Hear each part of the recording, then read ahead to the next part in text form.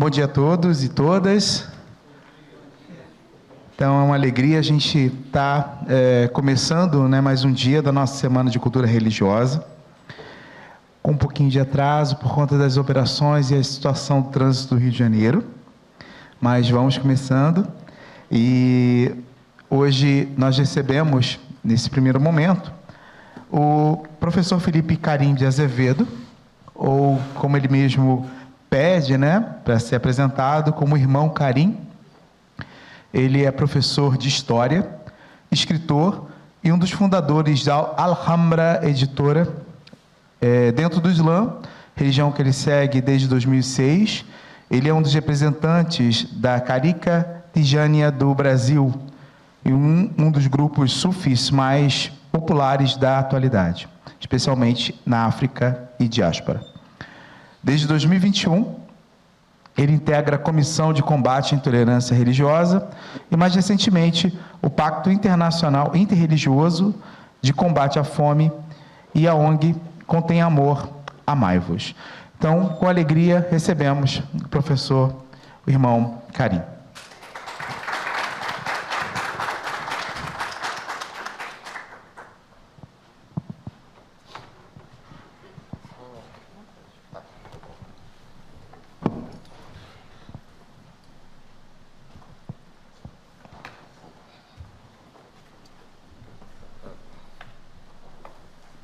Funciona também? Funciona. Você quer levar? Tá. Eu tô na frente, não? Na frente, tá legal? Não dá para não atrapalhar, não. Bismillahirrahmanirrahim. Alhamdulillah. Wassalatu wassalam ala Sayyidina Muhammad wa ala alihi sahbihi wa ajmain. Assalamu alaikum wa rahmatullahi ta'ala wa barakatuh. Que a paz, as bênçãos e as misericórdias de Deus, Allah, estejam com todos vocês. Eu comecei dizendo as palavras que nós, muçulmanos, dizemos sempre quando iniciamos alguma ação. Em nome de Allah, o Clemente, o Misericordioso. Com saudações ao profeta Muhammad, que a paz e as bênçãos de Allah estejam sobre ele, com sua família e com seus companheiros. E assim, nós, muçulmanos, iniciamos nossas palestras, nossas apresentações. Ok? Antes de mais nada, gostaria de agradecer a professora Mônica Campos pelo convite, também o meu querido amigo e irmão Tony Pico, do Instituto Amai-vos, Contém Amor, que intermediou essa minha presença aqui. Estou muito feliz e muito honrado de poder falar com vocês sobre espiritualidade islâmica e também um pouco da minha história, da minha experiência nisso. Tá? Em alguns momentos, talvez não fique muito claro, a questão da minha trajetória pessoal dentro disso e a questão teórica, porque eu vivo isso. Eu não apenas estudo a espiritualidade islâmica, eu faço parte desse movimento, eu estou dentro dele inserido. Então, assim, vamos iniciar. Ok? Quem sou eu? De onde falo? Inicialmente, eu não tenho uma origem árabe, assim como não próxima, até onde eu saiba. Assim como a maioria dos brasileiros, eu sou uma pessoa com ascendência africana, europeia, indígena. E meus pais, eles eram de família católica, parte de pai. Minha mãe era de uma família batista. Mas eu fui criado com bastante liberdade. Eu não fiz catecismo, nem primeira comunhão, até porque o meu pai era um católico maçom, O que coloca ele é um católico, como é que eu vou te dizer, padrão, assim, ou católico, Ele era livre, assim, um homem de pensamento livre, mas respeitava muito, ele assistia missas, enfim. E nessa liberdade com a qual fui criado, eu pude conhecer diversas religiões, espiritualidades, sempre fui um curioso em estudar e conhecer. E chegou um momento na minha vida, quando eu estava na faculdade de História, Eu entrei em 2002. Anteriormente, eu tinha estudado filosofia no IFIX, né, o FRJ, história foi na UERJ, e eu interessei-me, sobretudo, pela história das religiões, né? Fui estudar o cristianismo antigo, o cristianismo das origens, especialmente os chamados movimentos gnósticos, né? Nós sabemos que, no começo, o cristianismo não tinha uma ortodoxia, né? A ortodoxia cristã se estabelece no século IV da Era Comum. Então, eu estudava aqueles primeiros movimentos que foram surgindo e foram conhecidos na história como movimentos gnósticos. Então, esse era o meu contexto quando eu conheci o Islã. De certa forma, apesar de eu não ter uma religião definida, eu estava buscando, eu considero que eu era um buscador de uma experiência mais íntima com o divino. E é por isso que eu achei importante colocar isso no começo, de onde eu falo, porque a espiritualidade islâmica tem muito disso, a experiência íntima com o divino, com o sagrado, com Deus, né? E quando eu conheci o Islã, que foi a Sociedade Beneficente Muçulmana, que está na Mesquita da Luz, na Tijuca, mas naquela época, 2006, era na Avenida Gomes Freire, no centro do Rio, eu fiquei encantado, assim, foi amor à primeira vista, mas eu ainda não tinha conhecido o que era a espiritualidade islâmica, tá? Aí vamos entrar agora nos detalhes para a gente entender o que é isso. O que é a espiritualidade islâmica exatamente? Até porque cada um de nós tem um conceito diferente de espiritualidade, né? Antes da gente falar sobre um tema, é importante definir os conceitos. E é por isso que eu vou explicar para vocês, primeiramente, o que significa Islã é uma religião. O que significa religião? Será que o Islã é uma religião no sentido de religar, no sentido de buscar uma conexão ou reconexão com Deus, com o divino? Então, nada melhor do que explicar pelos próprios conceitos islâmicos, né? Então, primeiramente, o Islã é um din. Din. Aí eu coloquei ali em árabe, né, e a transliteração em português. O que seria din? Gente, din pode ser explicado de várias formas. É uma cosmovisão, um sistema completo de vida, uma filosofia, uma forma de ver o mundo, de viver, de pensar, de se relacionar com as pessoas. Exemplo, quando eu cheguei aqui, eu fiz aquelas apresentações iniciais, eu estou seguindo este din. Assim que eu encontrei a professora Mônica Campos lá fora, né, que eu a saudei, falei com ela, né, os meus amigos aqui também, eu estava seguindo este din. Então, é um sistema, uma maneira de se relacionar com as pessoas, de você ver o mundo, entender a realidade, eu diria até uma filosofia de vida. É uma cosmovisão. Então, primeiramente, o Islã é um din. Eu não posso tratá-lo como uma religião privada. Ele está presente em todos os momentos da minha vida, organizando minha vida. Ok? Mas quais são as fontes primárias do Islã? De onde que eu tiro essas afirmações? Né? Como nós, muçulmanos, sabemos como é esse din, como nós nos relacionamos com as pessoas, entendemos o sagrado. Bom, as fontes primárias do Islã são o Alcorão, ou Quran, Alcorão, eu falo Alcorão porque é a maneira, né, mais popular, né, para que todos possam me entender. Bom, é o Alcorão e a Sunna.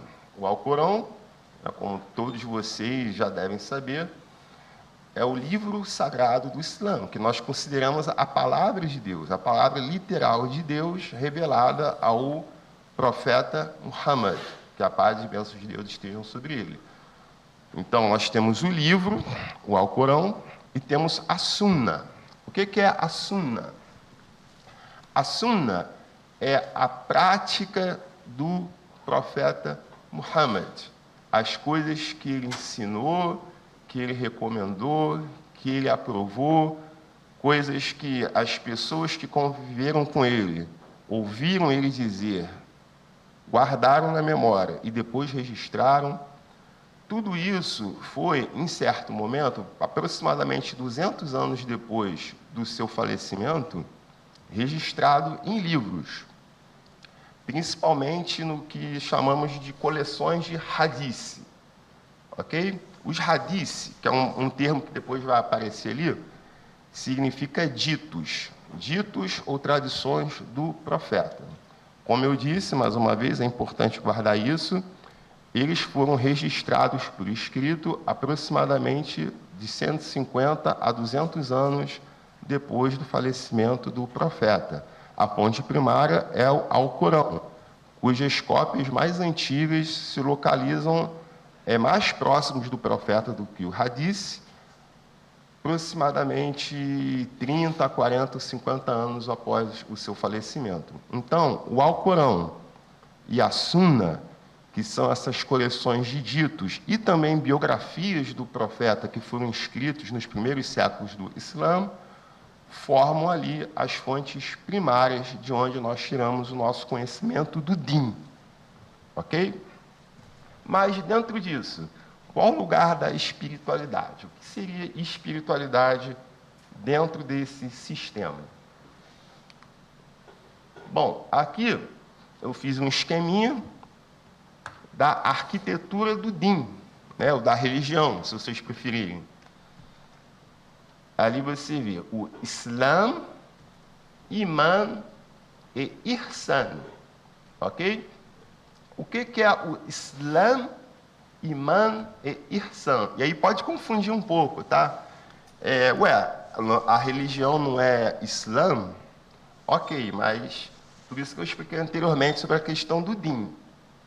O Din, ou seja, a religião, ela é dividida assim, em 3 partes. Islã é a parte prática das ações obrigatórias que o muçulmano deve praticar. O Iman diz respeito à crença, os 6 artigos de fé que todo muçulmano deve aceitar para estar dentro do Islã, ser considerado muçulmano, assim como o Islã também são 5 obrigações do muçulmano, chamados também de pilares da religião, pilares da fé, o Iman. E Ihsan, que não é muito comentado nem explicado, é a parte que diz respeito ao aperfeiçoamento, à excelência. É aquilo que nós chamamos, que pode ser traduzido como espiritualidade. Mas Ihsan é a excelência, o aperfeiçoamento, o embelezamento. Deixa eu passar aqui, vocês vão entender melhor. Aqui eu coloquei, né, não está completo, o chamado Hadith do anjo Gabriel. O que foi isso? É um dito narrado por Umar, que Allah esteja satisfeito com ele, né, narrado pela autoridade de Umar, que conta do encontro que teve do anjo Gabriel, que apareceu como um homem, em certo momento, para o profeta e seus companheiros, seus discípulos. Só que ele só fala que era o anjo Gabriel depois que o homem vai embora, né? Então, o que diz aqui esse hadith, esse dito? Certo dia, enquanto estávamos sentados com o mensageiro de Allah, com o profeta Muhammad, que a paz esteja com ele, apareceu diante de nós um homem vestido com roupas extremamente brancas e cabelos muito pretos. Não havia vestígios de viagem nele e nenhum de nós o conhecia. Ele sentou-se perto do profeta, que a paz esteja com ele, apoiou o joelho em suas coxas e disse: ó Muhammad, informa-me sobre o Islã. O mensageiro de Allah, que a paz esteja com ele, disse: o Islã consiste em que vocês devem testemunhar que não há divindade além de Allah e que Muhammad é seu mensageiro, que vocês devem realizar o Salah, que é a oração, as 5 orações obrigatórias, pagar o Zakat, que é um imposto de 2,5% sobre a riqueza não movimentada dos muçulmanos a partir de um certo limite anual, que depois é distribuído para os membros mais pobres da comunidade, ok?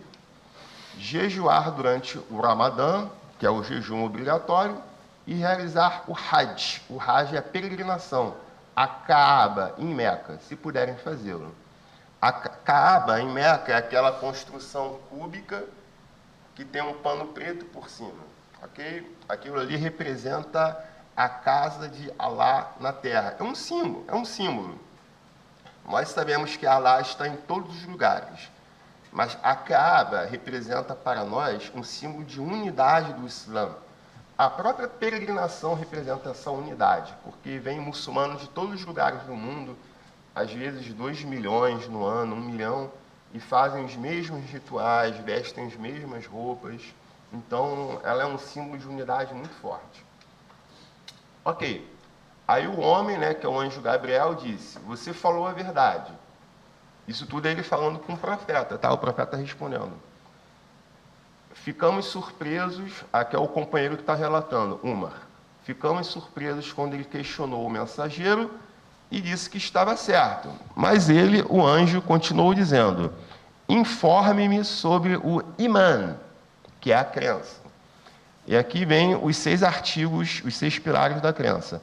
Ele, o mensageiro de Alá, respondeu: é que você acredita em Alá, em seus anjos, em seus livros, em seus mensageiros, no último dia, que é o juízo final, e no Qadar, que é o destino, tanto seus aspectos bons quanto ruins. Ele disse: você falou a verdade. Então ele, o homem, disse: informe-me sobre o Ihsan. Ele, o mensageiro de Alá, respondeu: é que vocês devem servir ou adorar Alá como se pudessem vê-lo, pois embora vocês não possam vê-lo, saibam que ele os vê. Então, aqui nesse trecho, é a definição, né, de uma fonte primária, do Hadith, do que é o Ihsan, essa excelência, essa espiritualidade islâmica. Porque você pensa, sou muçulmano, eu acredito que só tem um Deus, Alá, que Muhammad é o último mensageiro de Alá, porque no nosso din nós acreditamos em outros profetas, outros mensageiros que são anteriores a Muhammad, Jesus está incluído, Moisés, enfim.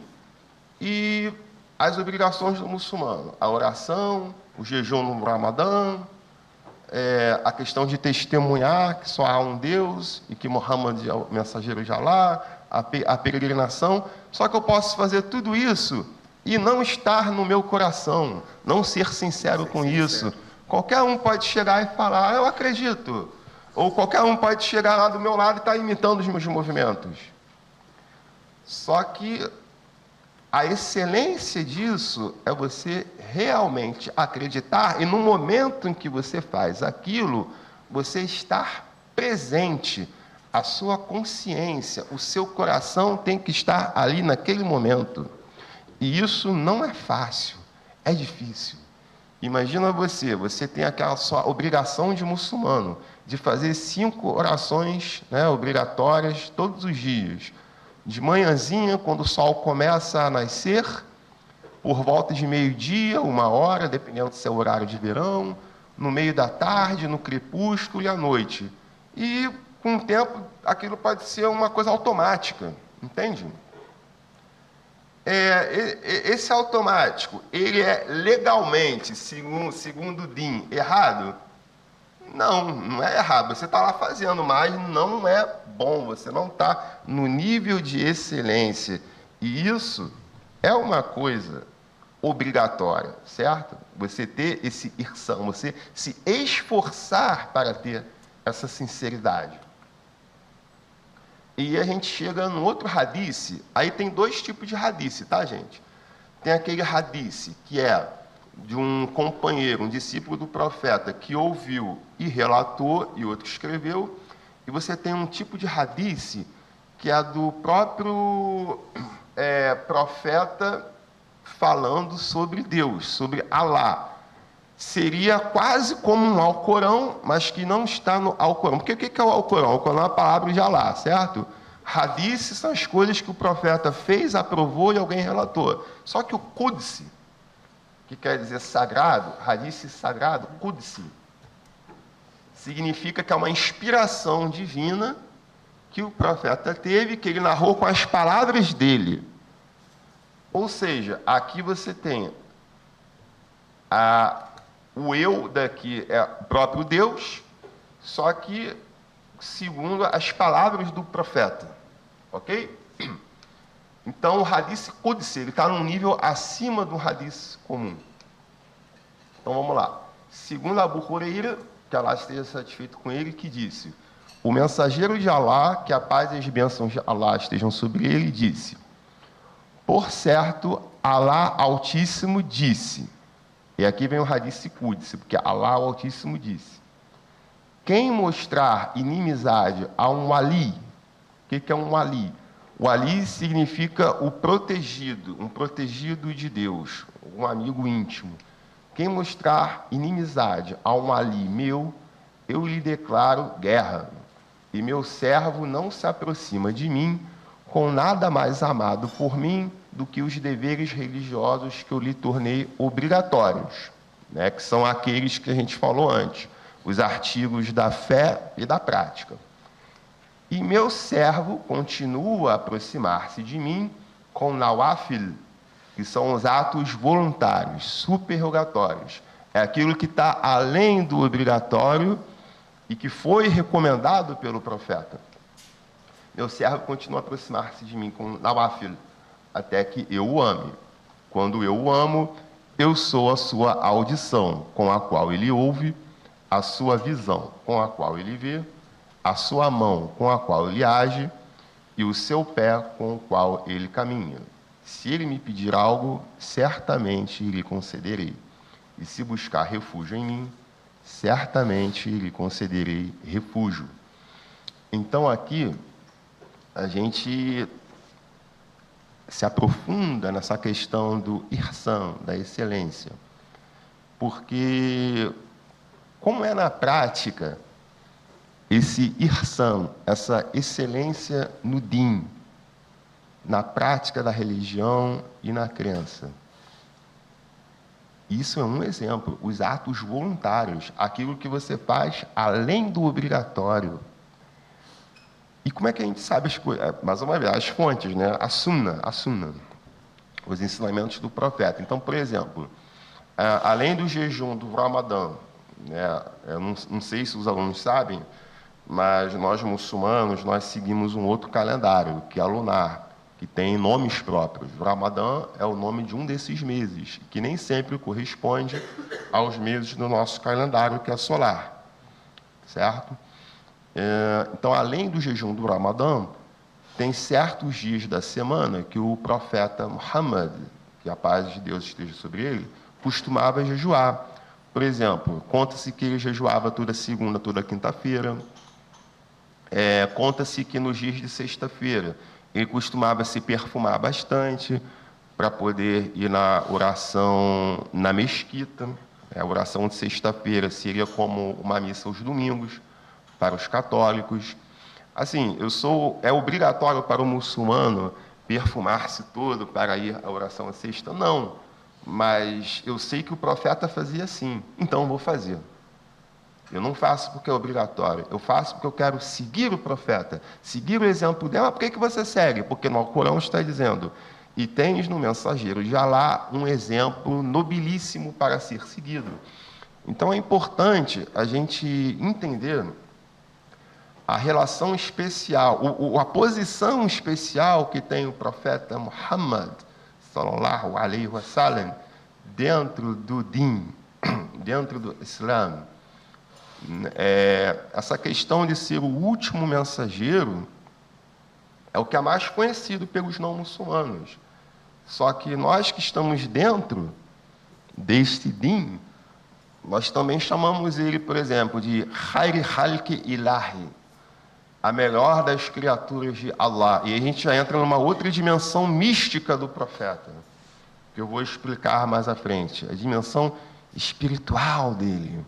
Como assim? Khalqi Ilahi, a melhor das criaturas de Allah. Vocês acham que o profeta é um Deus? É semidivino? Como é que é isso? né? Tem pessoas que, aliás, tem certas pessoas que acusam muçulmanos, a espiritualidade islâmica de ser um desvio por causa dessa relação especial que temos com o profeta Muhammad, sallallahu alaihi wasallam, que a paz e as bênçãos de Allah estejam sobre ele. Aí a gente chega no tasawuf, ou sufismo. Acredito que muitos de vocês já tenham ouvido esse conceito, né? Sufismo, em árabe, é o tasawuf. E aí tem várias explicações sobre a origem do termo.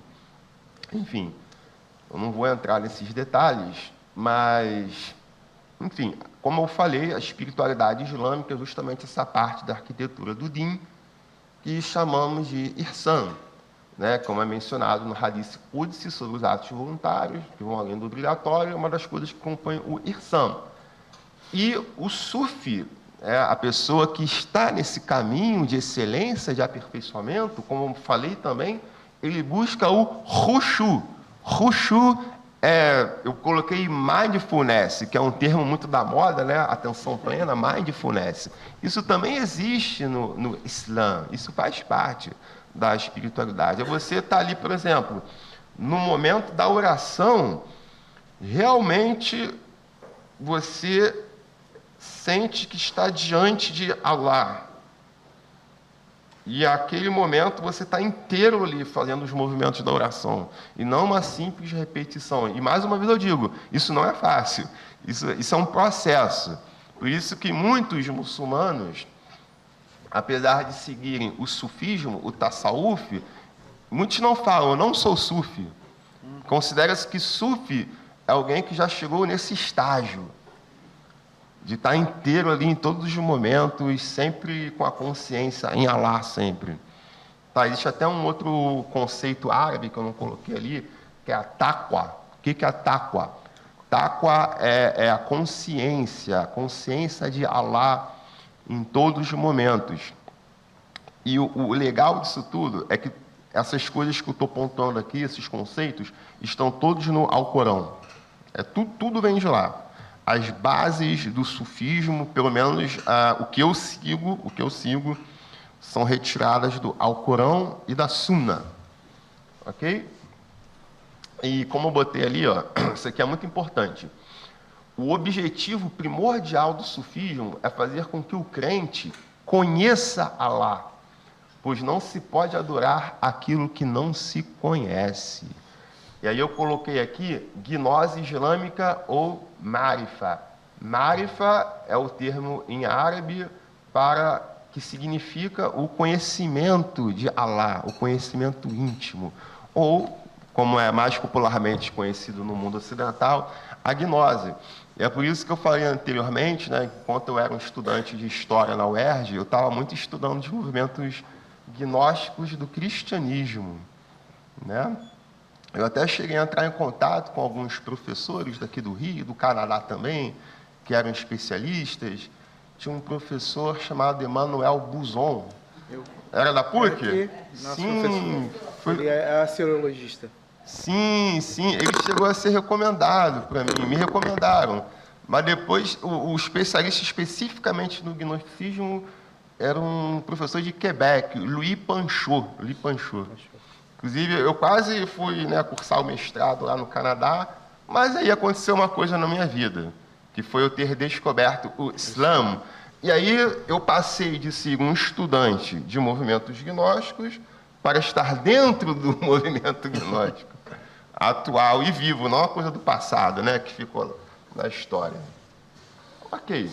Essa questão aqui de não se poder adorar aquilo que não se conhece, a maioria dos mestres sufis da atualidade, eles citam uma passagem do Alcorão, que fala sobre, agora eu não tenho de memória, assim, onde está escrito que Allah não criou os seres humanos e os djinn, né, que são gênios, é uma outra classe de seres criados, criou os seres humanos de djinns para que o adorassem. Ou seja, o ser humano ele é criado para adorar Allah. O ser humano e os jinn. Aí vem a explicação dos mestres sufis. Ok, mas como é que você vai adorar uma coisa que você não conhece?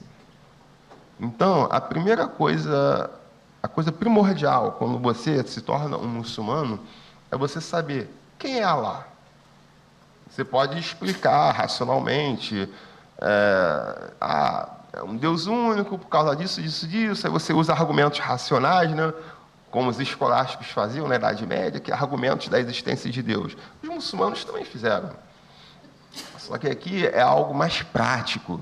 O sufismo, o tasawuf, é uma coisa muito prática.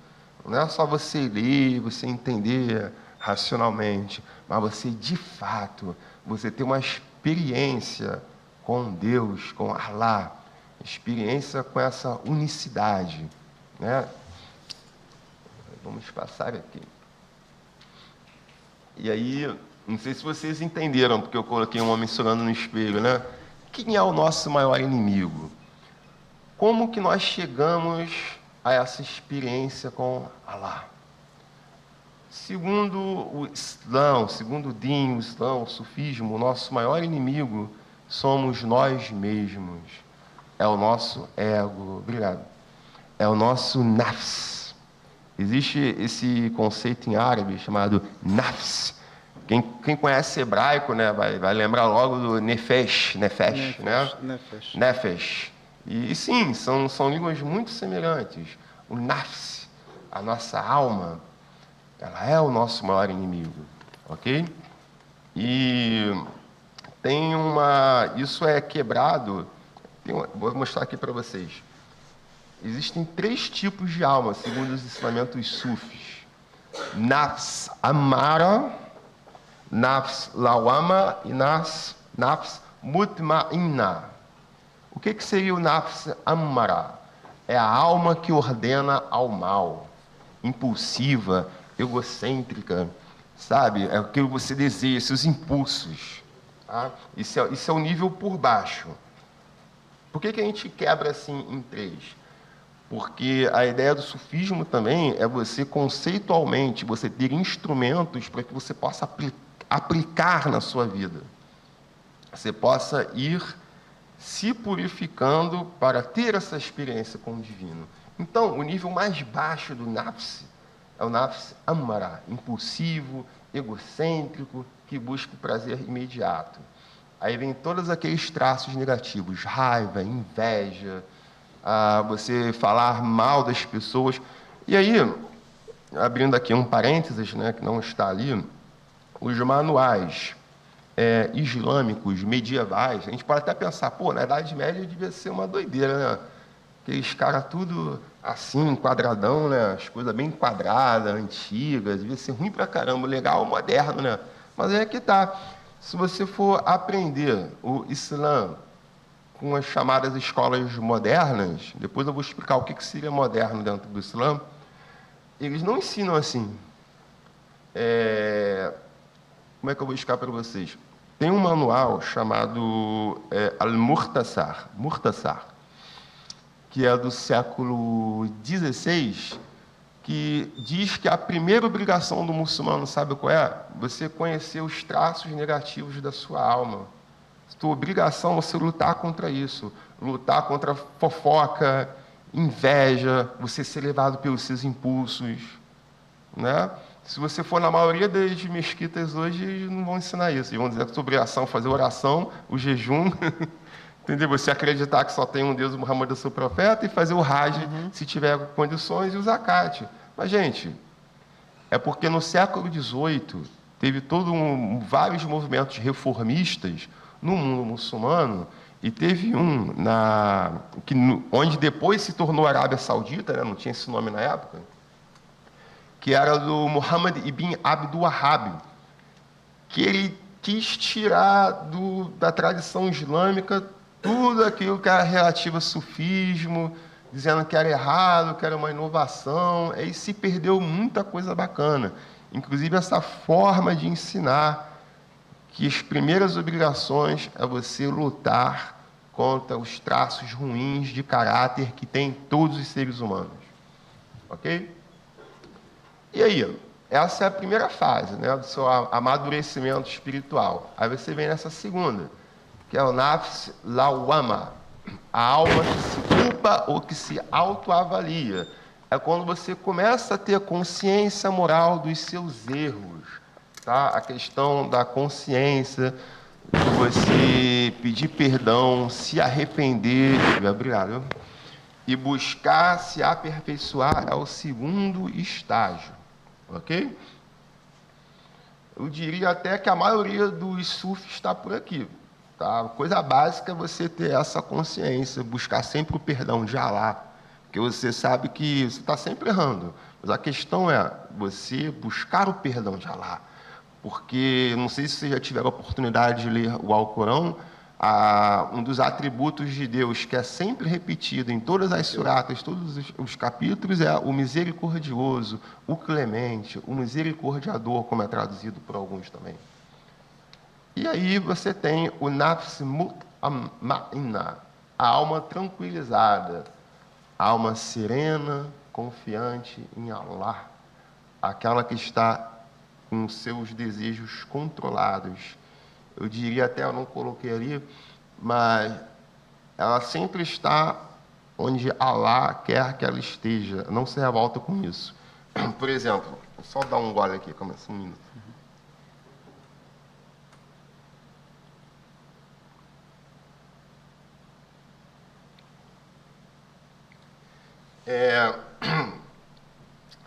Eu sou uma pessoa que dificilmente eu saio da minha casa, né? Quem me conhece sabe, eu fui convidado aqui, né, para essa palestra na PUC. Aí, minha primeira reação, estou com vergonha. Não, mas eu paro para pensar, poxa, não é uma coisa que eu busquei, eu fui convidado. Então, se é uma coisa assim, vem de Allah, vem de Deus. É algo importante eu falar para as pessoas disso. Então, por mais que eu não queira, porque eu tenho minha vergonha natural, eu tenho que estar lá. Isso é um tipo de luta contra meu ego também. Viu? Um exemplo bem simples que eu dei agora. Ok? Ok. E aí, gente, o chamado sufismo, né, ele tem várias fases na história. Você tem uma inicial, lá no século VIII, e aí, só para ficar registrado, o Islã, né, historicamente, ele é do século VII, da Era Comum. Por que eu falei historicamente? Porque, teologicamente, para nós muçulmanos, o Islã, o Din, é algo que sempre existiu, né, teologicamente. Mas, como estou aqui diante de vocês, uma plateia diversa, né, sei que nem todos são muçulmanos, ou não tem nenhum muçulmano, eu coloco assim, né, o Islã, essa religião do século VII, o sufismo ele surge um pouco depois, certo? Algo que você começa a se destacar como sufismo. Mas eu diria que a religião em si, o próprio Alcorão e a Sunna, ele traz esses elementos de espiritualidade que depois, mais tarde, serão conhecidos como sufismo. Por que eu estou falando assim? Porque existem alguns pesquisadores que acham que o sufismo é algo que foi criado posterior devido a influências persas ou até cristãs, no caso ali, por causa dos monges do deserto, entendem? Mas eu digo que dentro do próprio Alcorão e da Sunna, você já tem todos os elementos que depois serão conhecidos como sufismo, tá? Mas temos historicamente, essa primeira fase, né, século VIII e IX, do ascetismo e proto-sufismo. Como assim? Eram normalmente muçulmanos ascetas, como os monges do deserto mesmo, que estavam sempre fazendo jejum, orando muito, né, além das orações obrigatórias, e eles eram itinerantes. Estavam sempre viajando, né, em vários lugares, mas não tinha ordem sufi, não tinha chamadas taricas, ok? E aí, posteriormente, você começa a ter o surgimento de alguns conceitos, como silsila, o manto, tá? Que é kirka, que é um manto que se coloca sobre o iniciado numa ordem sufi. O método. Método é o significado da palavra tarika, tá? Tarika, que é como vão ser conhecidas as ordens sufis depois, significa caminho ou método, porque cada uma tem uma metodologia. E adab, que significa educação ou etiqueta, é algo que tem em todas as tarikas sufis. Tudo isso, tá, foi sendo gestado já durante esse período, né, século X e XI, e mais tarde, na Baixa Idade Média, séculos XII e XIII, começam a surgir as ordens sufis. Inicialmente a Shadhliya, Darkawiya, eu não coloquei ali porque são muitas ordens sufis, muitas tarikas, ou truk, plural de tarika é truk, ok? E aí você tem, por exemplo, todos já ouviram falar do Saladino, né? Salahuddin Ayyubi, que não era árabe, era curdo. Muita gente não sabe, o Salahuddin era curdo. E ele era de uma ordem sufi. Assim como vários da época dele também. Começou nessa época. Aí tinha uma relação entre cavalaria e sufismo. Normalmente eram grupos de... eu diria até, eu arriscaria aqui uma comparação um pouco com a ordem dos templários. Você mesclar questões militares, espiritualidade, ética, uma ética cavalheiresca, tudo isso aí também está muito presente nessa fase aqui do sufismo medieval, ok? Não sei se coloquei ribate aqui. Essa palavra aqui, ribate, por exemplo, que é fortaleza, ok? Tem muito esse aspecto militar também, né?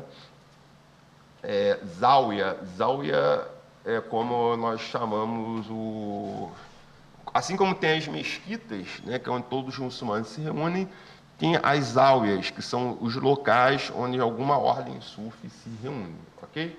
E aí, o que eu queria pontuar aqui, os séculos XVIII e XIX, esses séculos aqui, como eu falei anteriormente, foram momentos onde o mundo islâmico passou por muitas reformas, revoluções.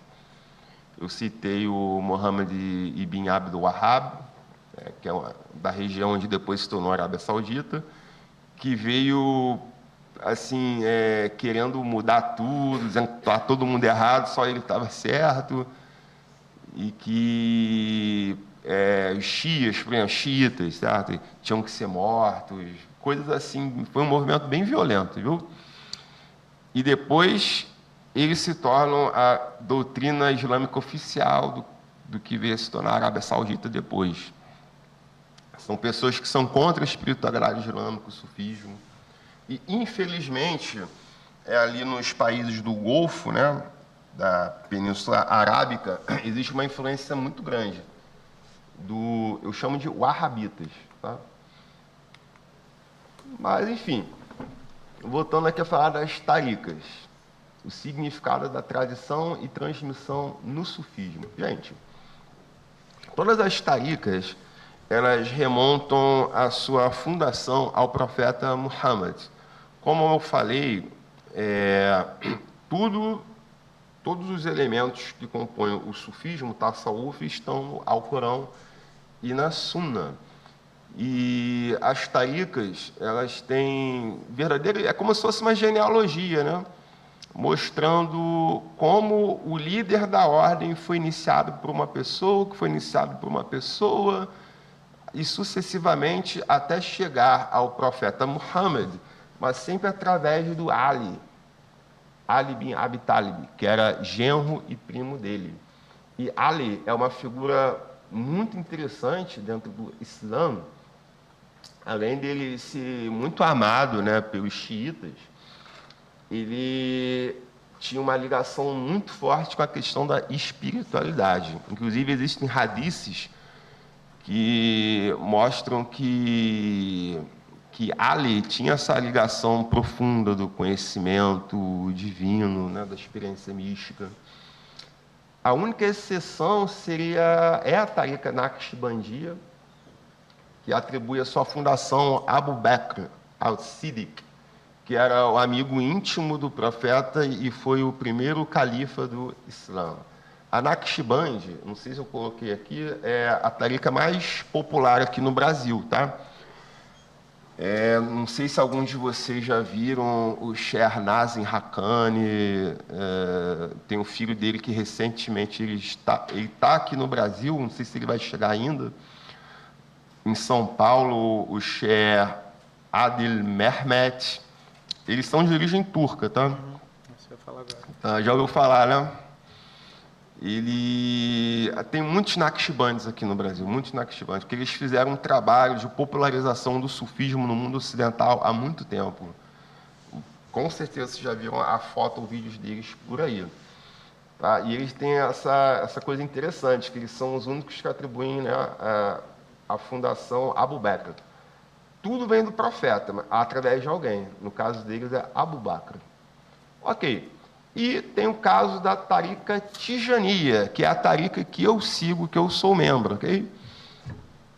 E aqui eu mais me sinto assim confortável para falar. Eu não falo muito sobre as outras, e talvez alguém até me pergunte, poxa, e aqueles caras que dançam assim, que rodopiam na Turquia, não vai falar deles? Olha, como eu não os estudei a fundo, né, eu não me sinto autorizado para falar deles, eu acho que é até uma questão de educação, de adab.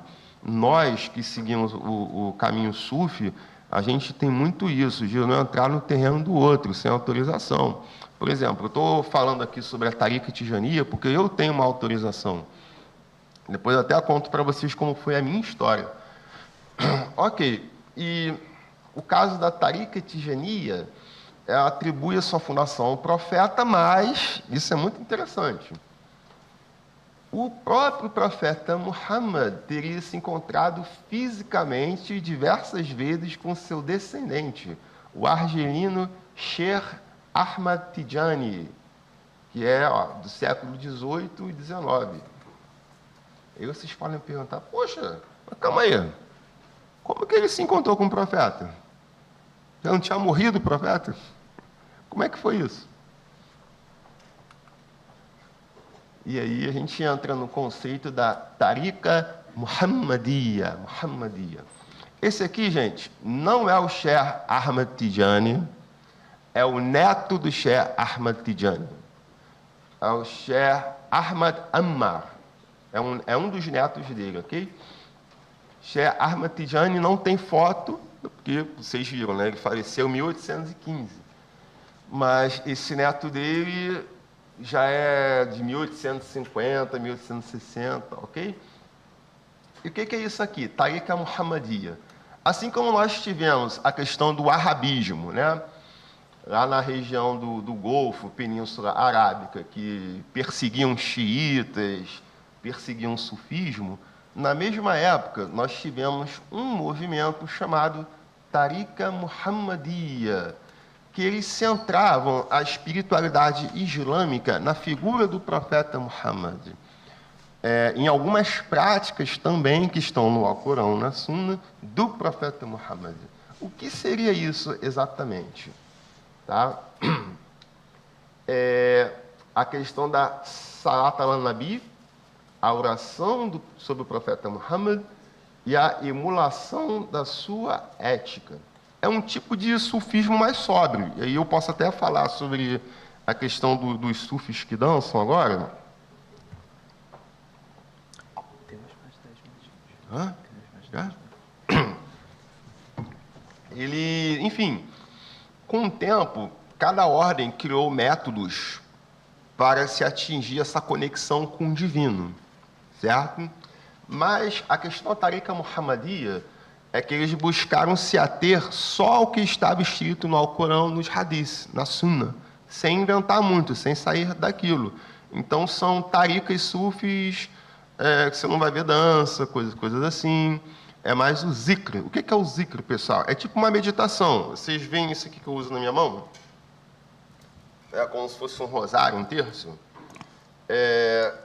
nós utilizamos para ficar repetindo nossas litanias diárias. Tem litanias diárias e coletivas, vou até mostrar aqui. Sim, esse aqui é o Sheikh Ibrahim Niasse, questão da Faida Tijania. Eu acho que eu não tenho muito tempo, se eu for falar disso agora, eu vou me aprofundar, mas, enfim, a tradição sufi que eu sigo, ela vem dele como se fosse um subgrupo dentro da Tariqa Tijania, ok? O Sheikh Ibrahim Niasse, ele nasceu em 1900, faleceu em 1975. Eu fui iniciado na Tariqa Tijania por um dos netos dele, então uma coisa muito da nossa época. E o movimento dele, da Faida, a Faida significa como um dilúvio, uma efusão de conhecimento místico. De 1930, e, enfim, ele teve muitos discípulos, muitos. Ele enfatizava aquelas questões do retorno à suna do profeta, o estudo do árabe, o aprendizado do Alcorão, mas isso aqui é muito importante. Ao mesmo tempo que enfatizava a participação dos seus membros como cidadãos ativos do bem-estar coletivo dos seus países. Então, por exemplo, você citou a questão que eu faço parte do Instituto Amagos, Contém Amor, Comissão de Combate à Intolerância Religiosa. Não é por acaso. Até a Alhambra Editora, não é por acaso. A nossa espiritualidade, na tradição que eu sigo, eu não posso me afastar do mundo, ir para o meio do deserto. Eu tenho que estar no mundo, no meio das pessoas, mas com Deus no meu coração, seguindo a ética, os ensinamentos do profeta Muhammad. Ok? Quando do seu falecimento tinha 70 milhões de seguidores, a maioria está na Nigéria, mas muita gente na diáspora africana também. Muitas pessoas, né, de origem afro seguem esta tariqa.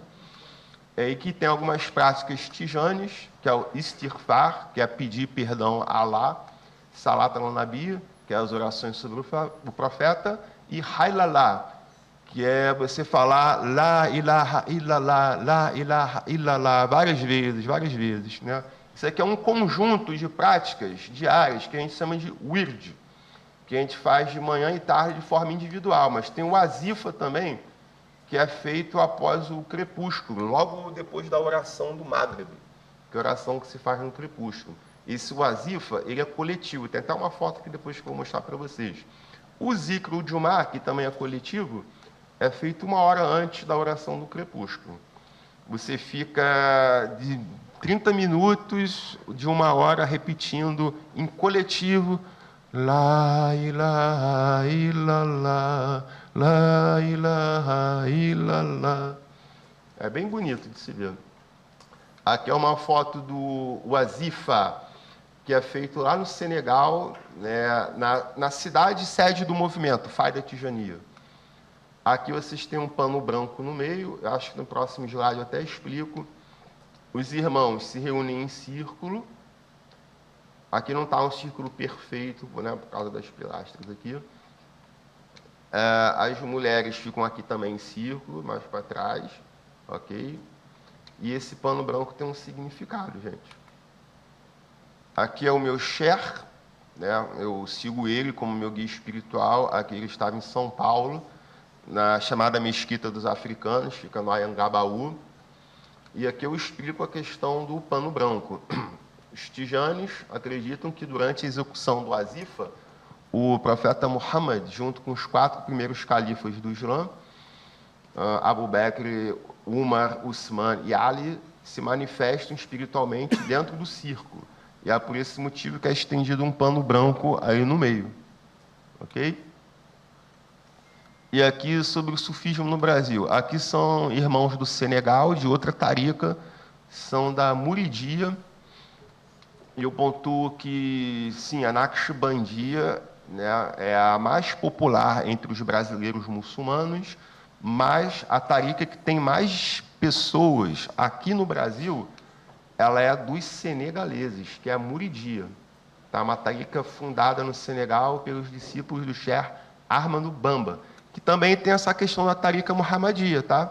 O Sheikh Ahmadou Bamba é conhecido, né, por aqueles que o seguem, como Khadimo Rasul, que significa o servo do mensageiro de Alá, servo do profeta Muhammad. O Sheikh Ahmad Bamba escreveu milhares de linhas de poesia em árabe, mesmo não sendo árabe, louvando as qualidades e características do profeta Muhammad. Nós, da Tariqa Muhammadia, nós temos muito isso. Além dessa questão do wird, do azifa, do zikr Jumá, muitos escrevem poesia, são poesias cantadas, ritmadas, nós chamamos de qasida, falando sobre o profeta. Não deu tempo de explicar a questão da dimensão mística do profeta, mas depois, durante as perguntas, eu posso até me aprofundar nisso. E eles estão presentes em várias cidades, tá? Os murides. Esse aqui é em São Paulo. Eles organizam toda semana, ali na Praça da República, rituais dele, onde eles fazem hailalá. É interessante, porque eles não ficam sentados assim em círculo, né, repetindo lá ilaha illallah. Eles meio que dançam em pé, como se fosse um trenzinho assim, bem devagarzinho, cantando lá ilaha illallah, né? Muito legal mesmo. E, enfim, é assim o visual deles, bem colorido. Talvez, se vocês vissem na rua, não pensassem, pô, os caras são muçulmanos, são muçulmanos sufis. E muitos aí, ó, tem o Alcorão todo decorado de cabeça, falam árabe.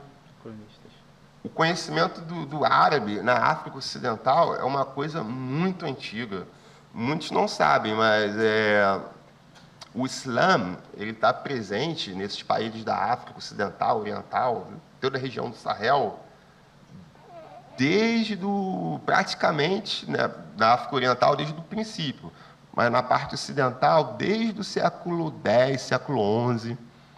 E o ensino do árabe, o aprendizado do Alcorão, é uma coisa muito valorizada. Desde pequenininhos, botam os filhos nas escolas alcorânicas. A vida da escola é um mestre embaixo de uma árvore, e as crianças sentadas em volta assim. Eles dizem, a primeira coisa que você tem que aprender na vida é o Alcorão. Isso é uma coisa sagrada. Você, que vai salvar você vai ser uma pessoa abençoada, porque eles entendem que você aprender o Alcorão não é só você decorar uma coisa, é você internalizar aquilo vai estar dentro de você, você não vai ser mais uma pessoa comum, normal. Inclusive, quando eles estão aprendendo, que é naquelas tábuas de madeira, eles usam um tipo de tinta, e a cada capítulo que eles aprendem, eles depois jogam aquilo na água e bebem aquela tinta. É o símbolo da internalização de tudo aquilo que eles estão aprendendo. Então, é uma coisa muito valorizada. Se vocês tiverem a oportunidade de ir numa mesquita como na Tijuca, vocês vão ver que, às vezes, o cara que sabe mais o Alcorão ali é um africano. Está entendendo? E, enfim, eu encerro por aqui, né? Tinha outras coisas aí para comentar, mas vocês podem perguntar. Espero que vocês tenham gostado. Desculpem aí qualquer falha minha. E é isso, gente. Muito obrigado. Agradecemos muito ao professor Felipe Carim. Foi uma aula, né, de cultura islâmica e olhar, né, o islamismo para além, né, de um conjunto de regras ou práticas é fundamental, porque ele nos apresenta a essência, né, dessa experiência religiosa, que é a vivência profunda com Deus, né? Então, temos um tempinho ainda e abrimos para as perguntas, né? Então, é só levantar a mão que o Diego leva o microfone.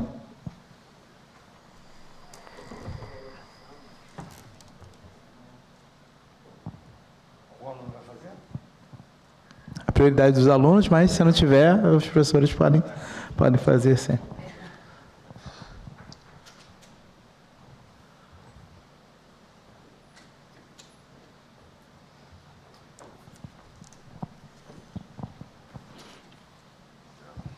Olá, bom dia. Meu nome é Manuela e eu gostaria de primeiramente falar que eu gostei muito, né, de tudo que vocês comentaram.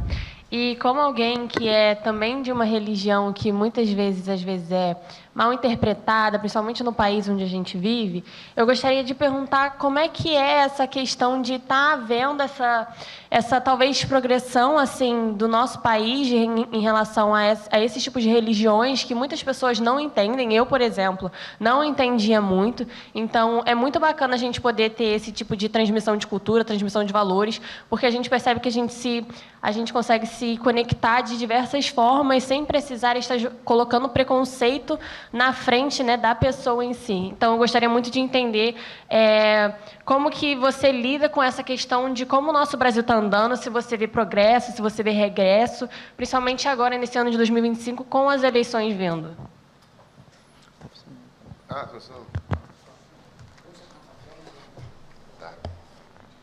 Olá, muito obrigado aí pelos seus comentários, pela sua pergunta também. Bom, eu faço parte da Comissão de Combate à Intolerância Religiosa, né? Embora ultimamente não possa estar tão presente quanto eu gostaria, mas eu estou o tempo todo, diariamente, vendo notícias de intolerância, de violência. Já vivi também essa intolerância, não violência física, mas já passei, enquanto muçulmano, por situações bem chatas, sabe? Eu sou professor, né? Assim como meus colegas aqui, e acredito muito na educação, acredito nos jovens. Eu acho que existem interesses políticos, sim. A gente tem que encarar isso. A solução é coletiva, uma coisa que eu aprendi na comissão. Não adianta nós ficarmos, cada um em nossos silos, em nossos casulos, tentando fazer alguma coisa. Temos que nos coordenar enquanto diferentes grupos religiosos ou não religiosos.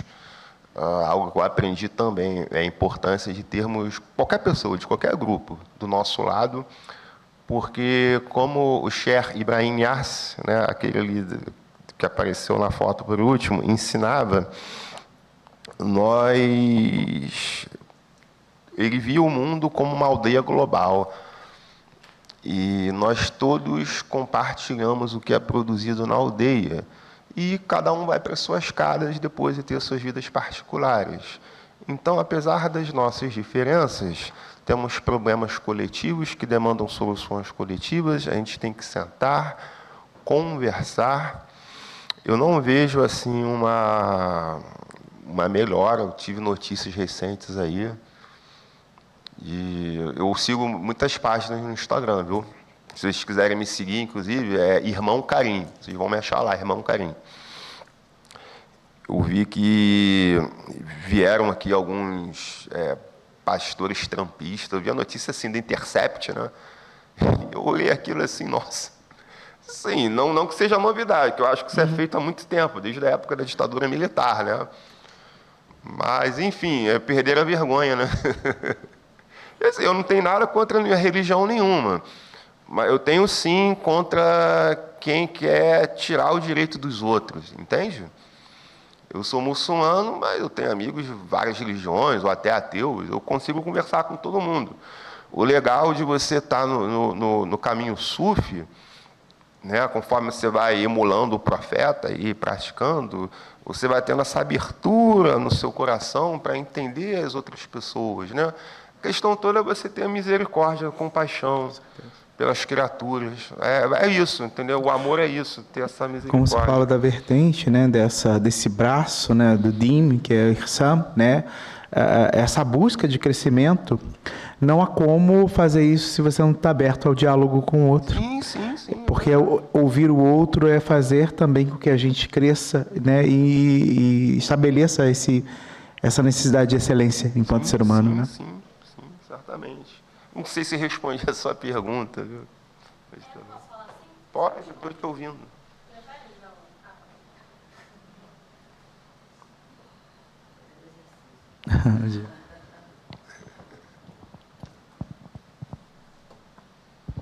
Não, agradeço sim, mas eu queria também perguntar outra coisa, né? Porque, como eu disse, eu sou de uma religião que também é muito subjugada pela sociedade, né? E eu sou candomblessista. Então, a gente vê que, de fato, tem muito isso ainda. E a gente ainda tem essa questão da internet. O senhor acredita que, com a internet, tem essa ajuda ou tem essa coisa de prejudicar a sua religião? Porque, por exemplo, o candomblé e a Umbanda cresceram muito na internet. E isso trouxe muitas pessoas, mas também trouxe muitas coisas que eram contrárias ao que a gente já acreditava, ou de como isso é estabelecido, né, dentro da própria religião. Como o senhor acredita que a internet vem influenciando ou desinfluenciando a sua religião? Eu vou aproveitar a fala dela, vou emendar com a do Cláudio, porque ele responde de uma vez só, por conta do nosso tempo. Você acha que dá para...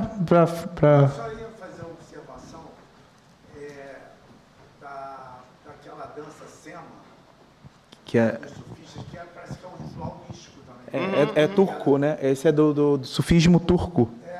Aí, como o senhor não tocou no tema, aí eu só ia pedir para, enfim, fazer alguma observação, se tem alguma conexão, mas... Tá. Obrigado. Responder dela. A internet, ela é neutra. Ela pode ser usada tanto para o bem, coisas boas, quanto coisas ruins, entendeu? Eu vejo hoje muitas influências muçulmanas usando muito bem a internet para poder combater a islamofobia, desmistificar certas coisas. Algumas são até minhas amigas, né? Tem a Fabiola Oliveira, não sei se você a segue, lá de São Paulo. Tem a Marianne Chame também, né? E outras fazem um trabalho excelente. A gente tem que se apropriar desses instrumentos, viu? Para poder difundir coisas boas, é isso que eu acredito. Não são ruins em si. Depende de como a gente os utiliza. Olha, sobre o SEMA, lá em São Paulo, tem uma ordem turca, chamada Ordem de Errahi, acho que é assim que fala, de Errahi, que eles praticam. Não entendo muito sobre essa tarica, como eu mostrei, eu sigo a Tijania, que é uma ordem mais sóbria, né? A tarica Muhammadia, tem a questão do Wird, do Wazifa, mas sim, é um ritual místico, né, que visa a conexão íntima com Allah. A ideia é essa, entendeu? É bonito, eu acho bonito. Você tem você tem tradições onde você faz no silêncio, né? Você tem a sugestão dos nomes e há um silêncio durante esse processo. Alguns que têm o ritmo e outros têm a dança, então depende muito da tarica, né? Não, olha só, na Tijania é porque tem assim, tem os rituais da tarica, mas né, não me impede, por exemplo, de estar participando de uma roda ali onde as pessoas estão falando lá, ilaha, ilallah, que é uma coisa de todos os muçulmanos, entendeu? É que tem muçulmano que acha que isso é errado. Você ficar repetindo o nome de Allah várias vezes. Isso é muito louco, entende? Eu não tenho nada contra as outras taricas, não. Mas nós, na Tijania, a gente é muito estrito. Quando a gente é iniciado na tarica Tijania, a gente só pode ser tijani sem misturar com as outras ordens, entendeu? Maravilha. Gostaríamos de ficar mais tempo aqui, acho que é uma riqueza, né, quando a gente encontra uma fonte, né, de formação, ainda mais, né, quando falamos do Islã, que é uma tradição, como foi dito, tão colocada na sociedade a partir, né, de um olhar preconceituoso, né, um olhar ou unilateral. Então, quando a gente bebe da fonte, é muito bom, porque a gente consegue entender não só, né, a questão da religião no sentido formal, mas a religião da vivência, da experiência, né, da mística, né, da busca pela excelência e da comunhão também em sociedade. Agradecemos muito ao professor Felipe Carim. Como ele recomendou, ele tem uma página no Instagram. Pode repetir? Irmão _ Carim, com M de mamãe. E com K. Com K. Então, muito obrigado, belíssima presença e nos enriqueceu durante essa manhã. Muito obrigado. Agradeço também vocês todos. Temos uma pequena lembrança, né, para você guardar de memória desse dia.